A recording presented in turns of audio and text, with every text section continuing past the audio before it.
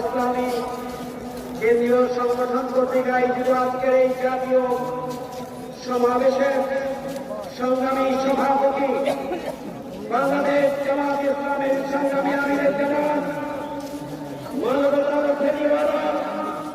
Doctor Shafiqur Rahman, জাতীয় নেতৃবৃন্দ, অন্যান্য রাজনৈতিক দল এবং সম্মানিত ইসলামী দলের নেতৃবৃন্দ, সাংবাদিক বন্ধুগণ, শহীদ এবং আহত পরিবারের সম্মানিত গর্বিত সদস্যবৃন্দ, সংগ্রামী জনসমুদ্র, আসসালামু আলাইকুম ওয়া রাহমাতুল্লাহ। সংগ্রামী ভাইরা, জুলাই